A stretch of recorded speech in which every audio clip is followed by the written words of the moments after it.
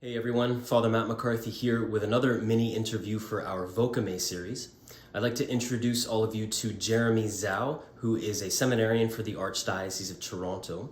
And Jeremy's going to be telling you a little bit about his story, but specifically he will be sharing with you a few tips that he learned throughout his years in formation to help him discern. So with that, let's meet Jeremy. When I was in university, the thought of priesthood didn't really cross my mind until after my first year of studies.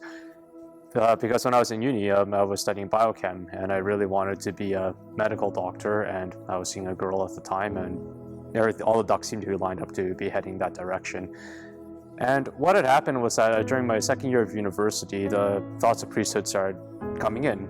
And between the second year of university and the fourth year of university, for those 3 years, I was discerning. I would go on retreats, I would go on conferences, I would go to mass, I would go to the chapel, and every single time I went there, like my priority was to have a resolution. So I would go into prayer and it's like, Jesus, okay, I'm going to sit here for like 20 minutes. When I leave this chapel after 20 minutes, you need to give me an answer. I'm going to be a priest, I'm going to be married, whatever, right?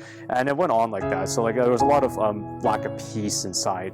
And I sat down with my spiritual director in one of the first two sessions, and we just started chatting. And when I shared with him all this inner turmoil that I was experiencing and all the flip-flopping that I was having, he just leaned back in his seat and he looked at me and was just like, Jeremy, I want you to do this. He said, I want you to, in a sense, forget about asking God about that, do you want me to be a priest? Do you want me to be married? Ask it once in a while, but in a sense, almost forget asking him about that. And I said, what I want you to do is focus on all the small little duties that God's asking of you right now in your life, and just focus on doing them well. And there are three levels of vocations. And so he explained to me that there's something what he called a capital V vocation. And he said that this is your call to holiness.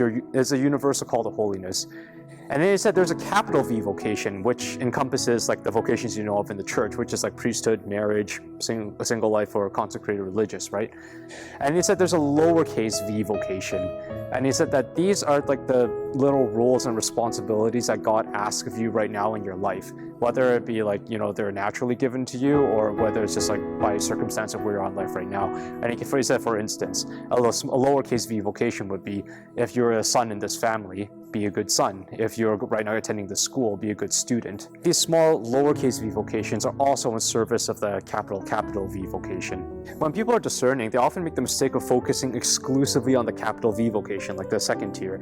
And he said that the thing is, of all the three tiers, that's the one that God ends up revealing to you over time in your life.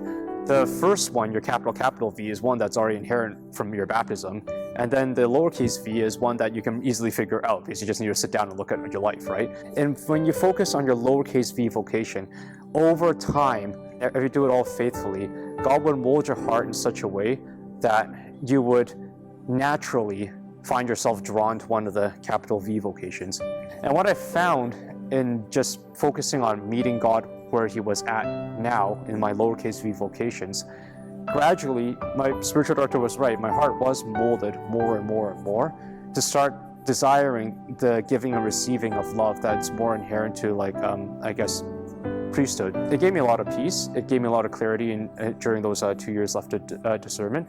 And it really helped me realize that at the end of the day, vocation is just a gift that God eventually reveals to you if you keep responding to him in those lowercase v vocations in your life. So.